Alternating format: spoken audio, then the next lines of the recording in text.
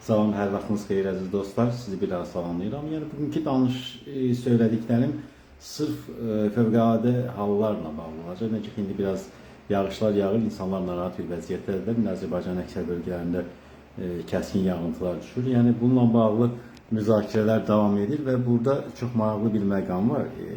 Söhbət nədən gedir? Yəni onu da deyim.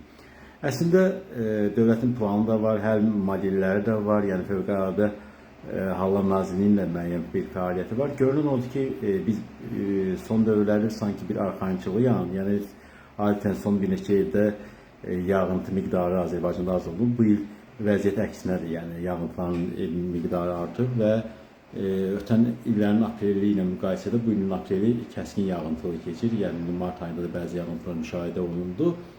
Biz təbii ki, hidroloq və yaxud deyək ki, bu təbiət bilimləri sahəsi üzrə mütəxəssis deyil, amma bir ictimaiyyətçi, sosioloqu və düşünür ki, yəni hər bir insanları narahat edən bir problemi bağlı bir ağıllı söz demək və fürsəti də müəyyən mənada bizə aiddir. Yəni indi bizi hər halda ictimai problemləri bilirik, dərk edirik və hər bir halda sosial həll modelini axtarışı insanlar üçün çox vacibdir. Və görünən odur ki, infrastrukturla bağlı ciddi yəni çatışmazlıqlar var. İndi bayaq bir neçə gün əvvəl universitetlərin köçürülməsi məsələsini deyirlər. Hətta ilk növbədə Bakı Dövlət Universitetinin adını çəkdilər. Yəni bu belə bir vəziyyətlərdə hansısa köçürmələr, yerləşmələr heç nəyi həll eləmir. Yəni yenə problem yaşanacaq. Deyək ki, Bakı şəhərinin əhalisi artmağa doğru gedir. Aydın məsələ mərkəzdir. Hətta Azərbaycanın əhalisi və demoqrafik səbəblərdə müəyyən azalma prosesi yaşasa belə Bakıda bu artım yaşanacaq və digər bölgələrə də aid. Yəni Xaçmaz, Quba, Lənkəran, Qazax, Astara və s. Yəni yağıntı problemi, yağış problemi hər yerdə. Ona görə infrastrukturu elə qurmaq vacibdir ki, insanlar belə yağıntı zamanı xüsusi bir fəsadlarla, çətinliklərlə üzləşməsinlər. Dağ kəndləri var ki, məsələn, Nıxmalıq istiqamətində bir körpü uzun müddətə uçulub. Hələ bərpası barədə bir xəbər yoxdur. Əgər bərpası barədə nəsə eşitmişsinizsə, mənim rast gəlməmişəm. Son 2-3 ayda, yəni axırıncı dəfə o məsələ ilə maraqlandığım 2 ay bundan əvvəl idi və o vaxt elə bərpa olunmamış. Bəlkə bərpa olunubsa, mənə də məlumat verin, biz də sevinək.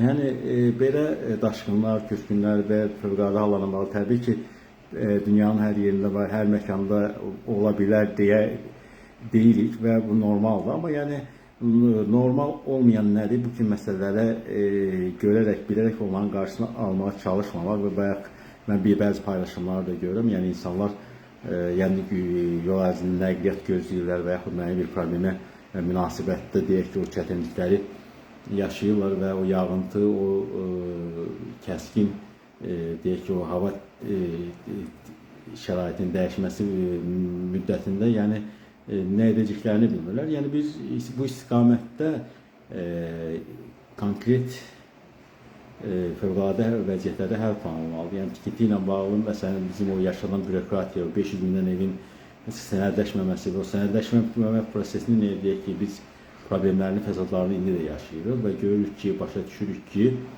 və bütün problem bütün istiqamətlərdə, bütün sahələrdə az-çox var və bu problemin həlli üçün də ağıllı şəxsləri, peşəkarları, mütəxəssisləri bir araya gətirmək və ümumiyyətlə işi bacarını tapşırmaq vacibdir. Yəni bax belə məsələləri bələdiyyələrin səlahiyyətini, bələdiyyələrin fəaliyyətini artırmaq olar, onların fövqəladə vəziyyətləri görə biləcəyi işlər daha çoxdur və ictimaiyyəti səfərbər etmək üçün də yəni Fövqəladə Hallar Nazirliyinin görəcəyi işlər düşünürəm ki, yəni kifayət qədər çeşidlidir, amma indi görünür ki, bu işlərin bir hissəsi yerinə yetirilir, bir hissəsi yerinə yetirilmir, bir hissəsi obyektiv səbəblərdən ola bilər ki, alınmır, bir digər hissəsi də yəni belə deyək, məsuliyyətin tam dərk olunmaması və yaxud özlərinin üçün vəzifələri və səlahiyyətlərin tam başa düşülməməsi və yerinə yetirilməməsi səbəbindəndir.